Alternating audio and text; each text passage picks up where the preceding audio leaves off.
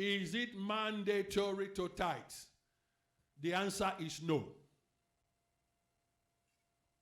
It's not mandatory to tithe. But tithing is a choice. Because our God is pro-choice. Everything God asks us to do has benefits. Do you understand? Before Abraham tithed, people have been tithing before Abraham. But it depends on who they were tithing to. A lot of them were serving idols. There has been this consciousness in the heart of men, especially in the Middle East, in African places like that, that apart from hard work, intelligence, and everything to succeed in life, that there is the divine factor. Americans call it the aspect of luck. Do you understand? Because you can go to university, become a professor, know everything, but how many of you know that you still need an element of something that looks like a luck? Yes. To get into some positions? Oh, yes. Are you still here today? You have everything. So life is not just about, Americans believe in hard work. But life is not just about hard work. There's that element of the unseen that just makes you to meet the right person at the right time, who says the right thing to the right person and puts you in a position. Do you understand? Yes.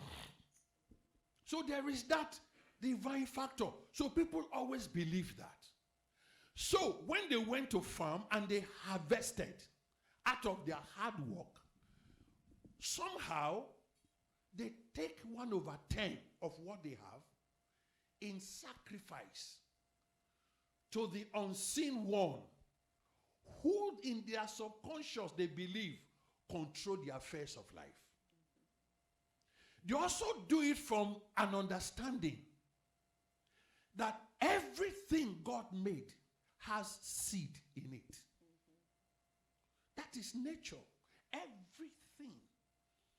The mango has a seed. The life of a mango does not come from heaven. The life of a mango is in the mango. I don't know if you agree with me. Yes. The life of the cashew is in the cashew. Is in the form of fruit and nuts. So how do we propagate? When we harvest, we take out the seed and plant it, and the seed produces another one. If we want to eliminate mango from the earth, all we need to do is eat all the mango seeds. Do you understand? Yes. The same thing. Look at a woman. God makes a woman everything and puts a fallopian tube, an ability to produce eggs, right? Ovaries, right? Yeah, you have that. And then the man has his own. So what a man needs to extend his generation is already in him.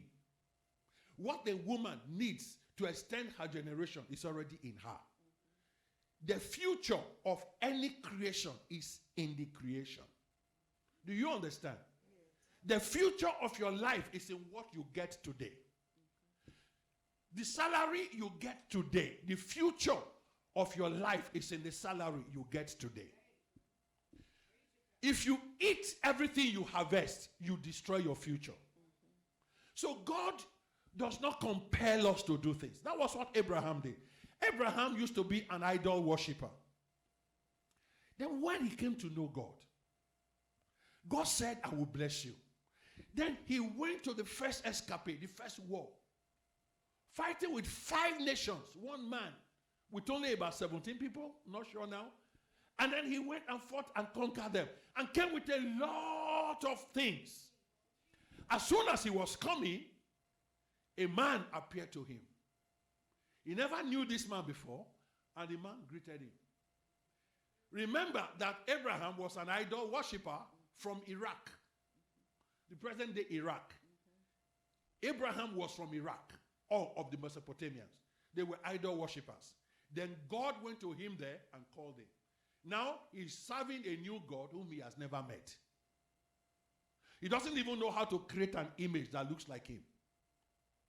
And that God just spoke to him and he heard, if you follow me, I will bless you. Now he left his land and came to the new place. Now there was war. He went to the first exploit and he came with outstanding victory. As soon as he was coming back, a man appeared. He has never known before. And the man said, blessed be Abraham of the Most High God. Abraham, I've never heard that word, Most High God, before. He had gods in his land, but the Most High God that spoke to him, the first time, another person is greeting him in the name of the God who took him out of his land. Abraham stopped. He said, this man must be connected to the God who spoke to me. Then the man took bread and wine and gave to him. Bread symbolizes the word. Wine symbolizes the spirit. And then he blessed him with the same blessing that voice spoke to him in his land. Immediately Abraham knew that this was the physical representative of the God that spoke to him. What did he do? He took everything that he has brought from the war, divided them into 10, took a part of it, which happens to be the seed of his fruit, and gave it to the priest. After that, the king of Sodom said, because you've done that, take the rest. Said, no, I have lifted up my hands to the Most High God. How did he lift his hand? The way he lifted his hand was through that covenant part. By giving that tithe, he was entering into an agreement with the invisible God. That I'm going to work hard. I'm going to do the best I can do. But I'm going to see you as this unseen God who gives me that extra leverage. As you bless me, 1/10 of what I have, I will give to you. So tithe is a covenant of generational blessing. It has nothing to do with your salvation. To be saved, you just give your life to Christ, you are saved. But that your generation will have extra connection and blessing for blessings of this earth. It has to do with how you manage the physical things that God gives to you. So if you choose to eat and swallow everything you harvest, you destroy your future. But if you choose to say, it's not me, there is an invisible hand. I'm going to make sure I eat the fruit and I give out the seed in a covenant. Then you are coming into an allegiance with God. Do you understand? That is why if you check around today, if you see a lot of people that are doing well, it's not that they are the smartest of people. Sometimes you can't understand why. Maybe the mother, maybe the grandmother, maybe the great-grandmother had done something with God, because God operates generationally. Am I talking to somebody? Yeah. Some of us, what we are enjoying today is what our great-grandparents did. They were poor, but they served God. They were in covenant. And they did not live to enjoy what they did for God. But they are children. Sometimes you see them, they are not spiritual, they are not intelligent, but anywhere they go, they are just lucky. They are just lucky. And you can't understand why. That is generational blessing. So I always like to tell people, even if you want to eat everything that God gives you, think about the children you are giving birth to. Store some for them in the future. I'm not talking about 401k in the bank. That is also good. But take some and put in unseen places. Put some in the spiritual place.